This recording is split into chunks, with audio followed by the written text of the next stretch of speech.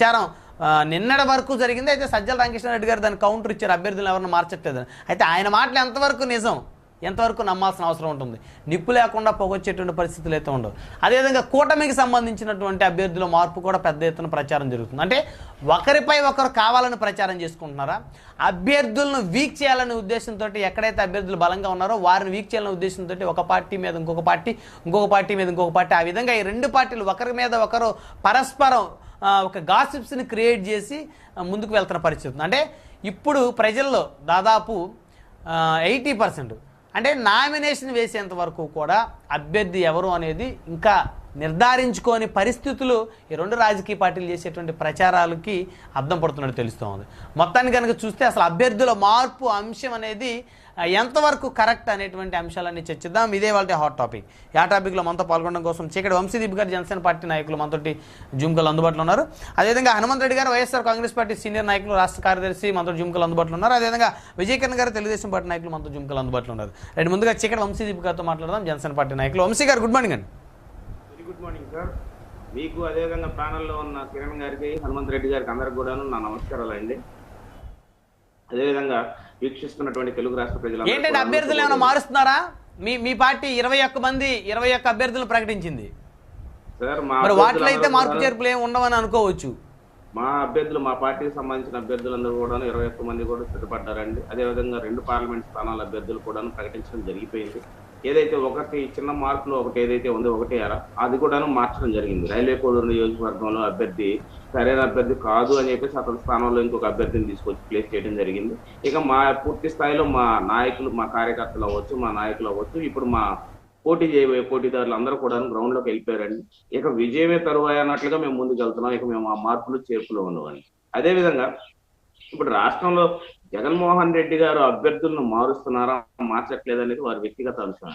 ఎందుకంటే వారు already sitting ఎమ్మెల్యేలను ఎంతో మందిని మార్చుకోవడం జరిగింది. అదేవిధంగా ఎంపీలని మార్చుకోవడం జరిగింది, వారు ఎవరికి స్థానాలు ఇవ్వకుండా కదా. ఎందుకంటే జగన్మోహన్ రెడ్డి గారికి గెలుపు విజయ అవకాశాలు సన్నగిల్లే కాబట్టి ఆబ్వియస్లీ వాళ్ళు ఇటువంటి మార్పులు చేర్పులు చివరి వరకు కూడా అవసరమైతే ముఖ్యమంత్రి అభ్యర్థిగా పులివెందుల నియోజకవర్గం నుంచి కూడాను భారతీ గారిని ఇప్పుడు ఏదైతే పులివెందులు ఇన్ఛార్జిగా పెడతామని చెప్పేసి అదే వాళ్ళ పేపర్లో వాళ్ళ మీడియాలోనే వస్తుంది. అదే భారతీ గారిని మేము అనుకోవటం ఏంటంటే పులివెందుల నియోజకవర్గం నుంచి కూడాను భారతీ గారు జగన్మోహన్ రెడ్డి గారి స్థానంలో పోటీ చేయబోతున్నారు ముఖ్యమంత్రి అభ్యర్థిగా వైఎస్ఆర్ కాంగ్రెస్ పార్టీ నుంచి. ఎందుకంటే త్వరలో ఓచలు లెక్కించిపోతున్నటువంటి జగన్మోహన్ రెడ్డి గారు తన స్థానే ఈవెన్ భారతీ రెడ్డి గారిని తీసుకొస్తున్నారని చెప్పేసి కూడా మేము వింటున్నాం. కాబట్టి మాకు అవన్నీ సమస్య లేదండి. ఎందుకంటే రాష్ట్ర ప్రజలందరూ కూడాను ఏం మ్యాండేట్ ఇవ్వాలని క్లియర్ గా ఫిక్స్ అయి ఉన్నారు. మా కూటమి ఖచ్చితంగా అధికారాన్ని కట్టబెడదాం అనుకున్నారు. జగన్మోహన్ రెడ్డి గారి పాలన నుంచి ప్రజలందరూ కూడా విముక్తిని కోరుకుంటున్నారండి. ఈ అభ్యర్థులు ఎవరైనా సరే ప్రజలందరూ కూడాను ఒకే ఒక్క నినాదంతో ముందుకు వెళ్తున్నారండి. అభివృద్ధి అనే నినాదంతో ప్రజలందరూ వస్తున్నారు. ఇంకా మనం చూస్తున్నాం మీ పార్టీ నుంచి బయటికి వెళ్ళిన వాళ్ళకు కూడా టికెట్లు ఇస్తున్నారన్న ప్రచారం జరుగుతూ ఉంది. ఇటీవల కాలంలో మీ పార్టీ నుంచి జంప్ కొట్టినటువంటి నేతలు కొంతమంది ఇన్ఛార్జీలుగా ఉన్నారు, ఎవరైతే టికెట్లు ఆశించారో వారికి కూడా వైఎస్ఆర్ కాంగ్రెస్ పార్టీ టికెట్లు ఇస్తుంది అని చెప్పేసి ప్రచారం. ఉదాహరణ Vijayawada west ticket YSR Congress party ఇస్తుందన్న ప్రచారం జరుగుతోంది. అవునండి, జనసేన పార్టీలో మేము ఎమ్మెల్యే టికెట్లు ఇవ్వడం జరిగింది. వారికి నేను అనుకోవడం ఏంటంటే వాళ్ళకి వార్డు మెంబర్లుగా అదేవిధంగా కార్పొరేటర్లుగా ఏదైనా అవకాశం ఉంటే ఇప్పుడు పోతిరి మహేష్ ఉన్నాడు. పోతిరి మహేష్ గారి స్థాయి ఏంటంటే కార్పొరేటర్కి ఎక్కువ, వార్డు మెంబర్ తక్కువ. సో పోతిరి మహేష్ కి పవన్ కళ్యాణ్ గారు ఓ బీసీ సామాజిక వర్గానికి సంబంధించిన నాయకుడు అని చెప్పేసి ఆ పోతిరి మహేష్ ని తీసుకొచ్చేసి పవన్ కళ్యాణ్ గారు ఎమ్మెల్యే స్థానాన్ని కట్టబెట్టారు. అసలు పోతిరి మహేష్ ఎవరంటే తల్లి పాలు దాగి సిగ్గు లేకుండా పవన్ కళ్యాణ్ గారిని, అదేవిధంగా మా పార్టీ కార్యకర్తలు అతను మాట్లాడతారు జెండా కూలీలు జెండా కూలీలు అని మాట్లాడతారు. ఒళ్ళు కొవ్వు మదం పెట్టి మాట్లాడుతున్న మాటలయ్యి. తల్లి పాలు దగ్గర రొమ్ము గుద్దుతారు అంటారు చూసారండి, ఆడి తల్లి పాలు దగ్గర రొమ్ము గుద్దినటువంటి మాటలు అవి మాట్లాడరు. నిన్నటి వరకు పవన్ కళ్యాణ్ గారిని దేవుడు అన్నాడు, పార్టీ కార్యకర్తలందరూ కూడా నా దైవం అన్నాడు, మా ప్రాణం అన్నాడు. ఈ రోజు నాడు ఈ జెండా కూలీలా కనపడుతున్నారనే మాటలు మాట్లాడుతున్నారు చూసారా. తల్లి పాలు దగ్గర రొమ్ము గుద్దారంటారే, అంత నీచమైనటువంటి వ్యక్తిత్వం అది. ఇప్పుడు అతను ఎవరండి అసలు? పోతిరి మహేష్ అనే అతను ఒక బీసీ సామాజిక వర్గానికి సంబంధించిన నాయకుడిగా అక్కడ కలెక్టర్ ఆఫీసుల దగ్గర పనులు చేసి పెడతాను, బీసీ కార్పొరేషన్ లోన్లు ఇప్పిస్తానని చెప్పేసి బీసీ కార్పొరేషన్ లో పనులు చేపిస్తానని చెప్పి, ఎస్సీ కార్పొరేషన్ లో మీకు ఏదైనా పనులు కావాలంటే ఇప్పిస్తానని చెప్పేసి 2000, 3000, 5000 వసూలు చేసుకునేటువంటి వ్యక్తి ఈ పోతిరి మహేష్. 2015, 14, 13 అతని బ్యాక్గ్రౌండ్ అది. 2016 సంవత్సరంలో మీకు గుర్తే ఉండి ఉంటుంది బ్రహ్మనాయుడు గారు రాష్ట్రంలో వ్యక్తులు మీ పార్టీలోంచి వెళ్ళిపోతే వారి మీద ఆరోపణలు కాదు సార్ చెప్తున్నానండి. అంటే రాష్ట్రంలో అంటే అసలు ఇంత దూరం వచ్చి మా పార్టీ అధ్యక్షుడిని అదేవిధంగా మా పార్టీ కార్యకర్తల్ని కూలీలు గీలీలు అని మాట్లాడిన తర్వాత కూడాను ఇంకా మేము సహించాలంటే కష్టమైన టాస్క్ అండి. ఎందుకంటే గౌరవప్రదంగా ఉందాక నువ్వు పార్టీ నుంచి వెళ్ళిపో, నీకు నచ్చలేదు నువ్వు వెళ్ళిపో, నీకు నచ్చలేదు నువ్వు వెళ్ళిపో, నీకు అక్కడ ఏదో ఆఫర్ చేశారో లేకపోతే నీకు ఎక్కడ నచ్చలేదు అనుకున్నావు వెళ్ళిపో, గౌరవప్రదంగా వెళ్ళిపోయింటే నీ మీద కూడా మాకు రెస్పెక్ట్ ఉండేది.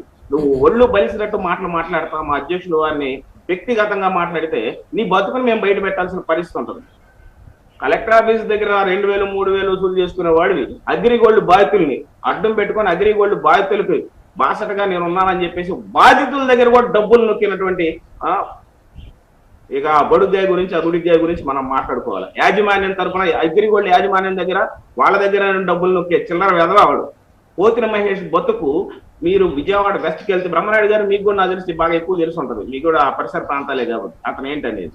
సో పోతిన మహేష్ గారు ఈ రోజున అంత అటువంటి భాషతో మాట్లాడినప్పుడు ఖచ్చితంగా అంతకు మించినటువంటి అతనికి సమాధానం చెప్పే పరిస్థితి ఉంటుంది. అంటే నువ్వు జగన్మోహన్ రెడ్డి గారి చెంతలు జారగానే నీకు నోరు లేచిపోద్దా, నువ్వేదో ఇలా కప్పలాగా మాట్లాడితే నాలుగు ఇలా కుక్కేసి ఏదేదో మాట్లాడుతూ ఉంటాడు. ఏదో ఇది ఉంటుంది చూసారని గేదె, ఒక గేదెగా నాలుగు బయట తిప్పి నమరేస్తుంది ఆ విధంగా మాట్లాడుతూ ఉంటాడు. నువ్వు ఇష్టం వచ్చినట్టు మాట్లాడితే నీకు రెట్టించినట్టు కౌంటర్ ఇస్తాము, నీ బతుకుని బట్ట బయలు చేస్తాం.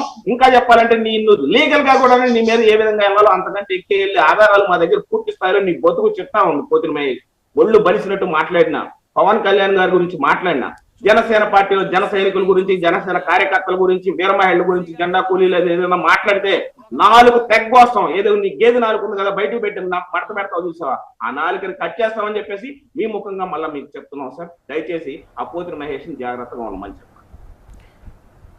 మీరు ఎవరికైతే మీరు టికెట్లు ఇవ్వలేదో వాళ్ళందరూ కూడా ఇప్పుడు మీ మీద విమర్శాస్త్రాలు ఎక్కువ పెట్టడానికి రెడీగా ఉన్నారు. వైఎస్ఆర్ కాంగ్రెస్ పార్టీ వాళ్ళందరినీ టేక్ ఓవర్ చేసినట్టు కనపడతా ఉంది. ఓ పక్క అమలాపురంలో సెట్బత్ రాజబాబు గారు లాంటి వాళ్ళు కానీ, లేకపోతే పితాని బాలకృష్ణ గారు లాంటి వాళ్ళు కానీ, పోతిన మహేష్ గారు లాంటి వాళ్ళు కానీ, మరి గతంలో పిఠాపురం నుంచి పోటీ చేసి ఓడిపోయినటువంటి వారు కానీ వాళ్ళందరూ కూడా పవన్ కళ్యాణ్ గారే టార్గెట్గా వైఎస్ఆర్ కాంగ్రెస్ పార్టీ కండవ మెడలో వేసుకొని రేపు ప్రచారానికి హోరెత్తించబోతా ఉన్నారు. అది కూటమికి ప్రత్యేకించి ఎస్పెషల్గా జనసేన పార్టీకి డ్యామేజ్ అయ్యే పరిస్థితులు ఉంటాయి. మరి చూసుకోండి. బ్రహ్మనాయుడు గారు వీరందరూ కూడాను అంటే ఒక లైట్ దగ్గర చుట్టూతా తిరిగి పురుగులు లాంటి వాళ్ళండి. ఒక లైట్ దగ్గర పురుగులు తిరుగుతుంటాయి కదా, ఆ పురుగులు ఇవ్వండి. ఈ పురుగుల గురించి కూడా మేము పట్టించుకునే పరిస్థితిలో మేము లేము. పవన్ కళ్యాణ్ అనడం ప్రకాశవంతమైన ప్రకాశించే ఒక లైట్ అన్నట్టు పవర్ స్టార్ అతని ముందు వీళ్ళందరూ పవన్ కళ్యాణ్ గారిని విమర్శిస్తామనంటే గుండెల మీద చేసుకోవాలండి.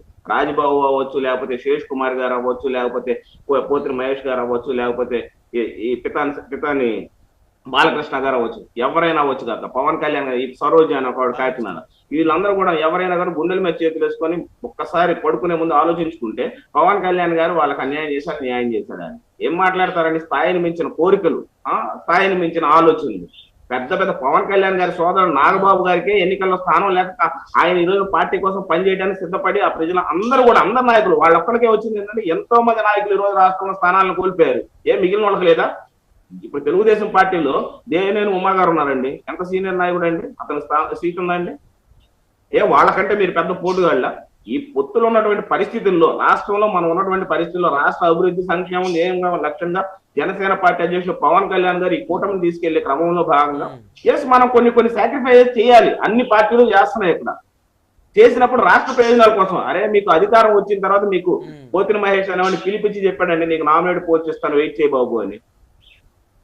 3 కోట్లకి కక్కుర్తిబడి వెళ్ళిపోయావే, అది నీ బతుకు. అంటే నీ బతుకును మేము అండర్ ఎస్టిమేట్ చేయలేము. 3000 4000 బ్యాచ్ 3 కోట్లు అంటే బిగ్ ఫిగరే కదా. So obviously